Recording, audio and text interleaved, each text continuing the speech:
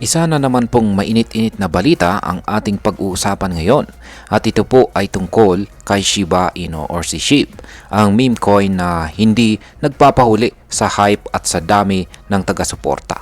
Nitong mga nakarang araw, grabe po ang pagbagsak ng presyo ni SHIB at umabot pa ito sa pinakamababang price level sa loob ng 16 na buwan or 16 months. Kaya marami sa ating mga Pinoy, mga Pinoy crypto investor ang napahala. Yan, ibenta na natin ito? Ibenta na ba natin ito? Ayan, napatanong po sila kung ibebenta na nila ang kanilang SHIB holdings. Pero teka lang, ayon po sa mismong team ng Shiba Inu, ay hindi pa raw tapos ang laban hanggat hindi pa nananalo itong si SHIB. Kaya ano nga ba ang ibig sabihin nito? At bakit po tila kampante pa rin? Yan, bakit tila kampante pa rin ang Shiba Inu team sa kabila ng malaking pagbagsak ng market? Kaya yan po ang siyang ating pag-uusapan sa video na ito. Pero bago po tayo magpatuloy, ay pakibasa na lamang po muna ang disclaimer dito sa ibaba ng ating screen. Yan, ano nga bang dahilan ng pagbagsak ng presyo ni Shiba Inu?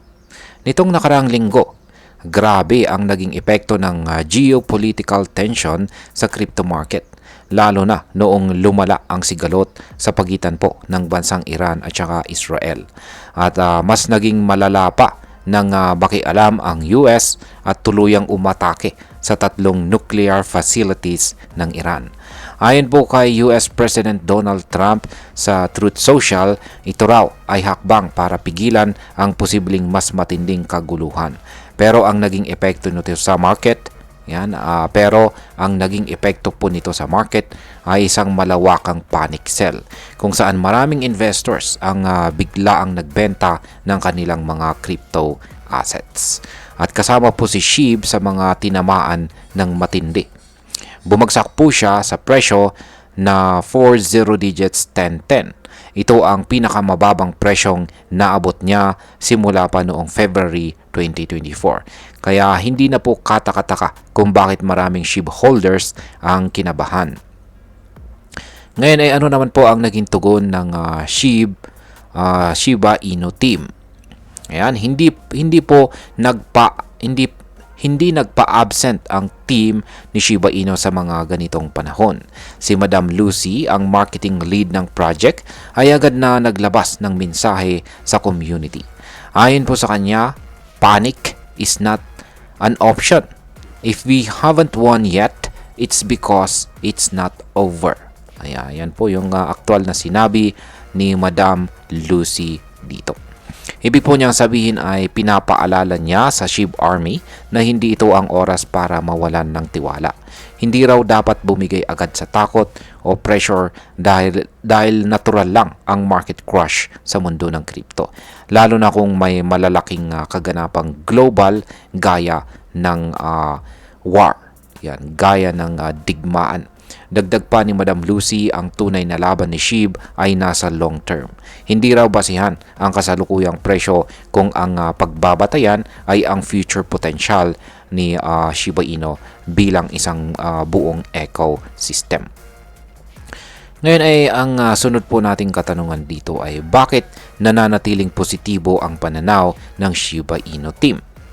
Matagal nang nagpapakita ng kumpiyansa si Madam Lucy at ang buong SHIB team sa kinabukasan ng project. Ayon sa kanya ay posible raw na maabot ni SHIB ang target price na 0.01 or 1 cent sa hinaharap.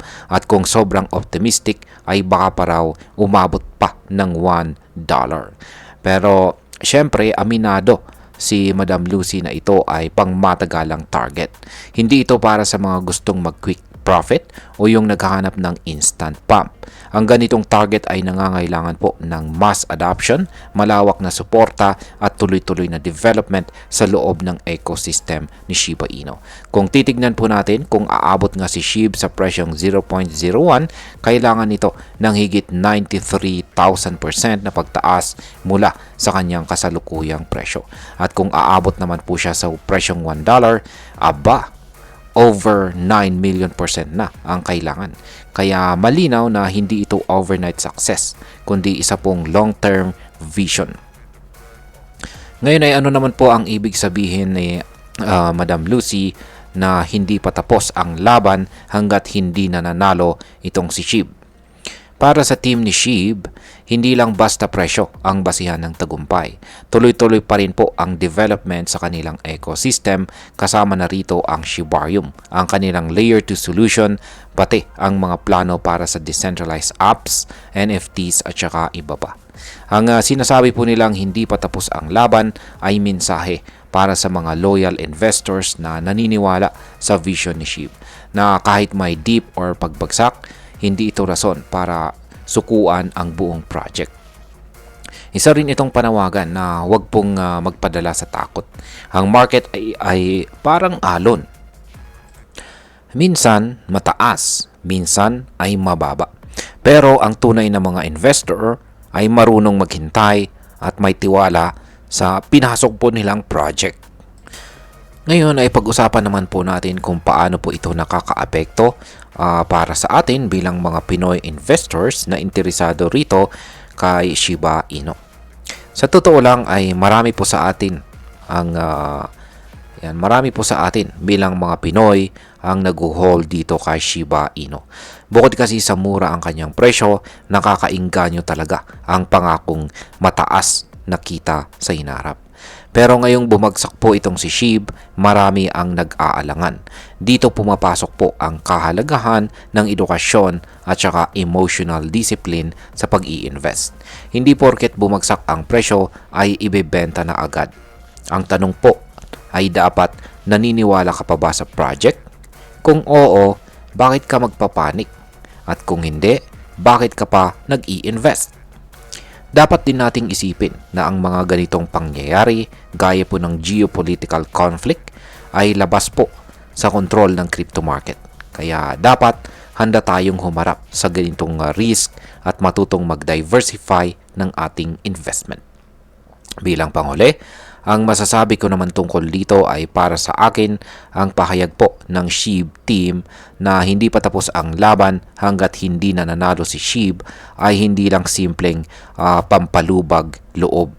Isa itong paalala na ang crypto investment ay marapon at isa po itong ang crypto investment ay marathon at hindi po ito sprint. Oo, masakit sa ulo kapag bumabagsak ang presyo. Pero kung may matibay kang pananalig sa project at alam mong may tunay na use case ito, dapat mong yakapin ang volatility bilang parte ng journey or paglalakbay.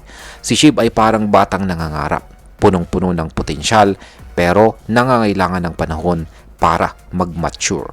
Hindi porket meme coin ay walang laman. Sa totoo lang, isa siya sa may pinaka-aktibong community at team na laging may update.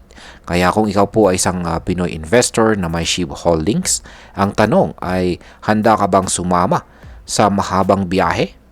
Dahil kung oo, baka isa ka sa unang makakakita ng pag-akyat ni Sheeb sa tamang panahon.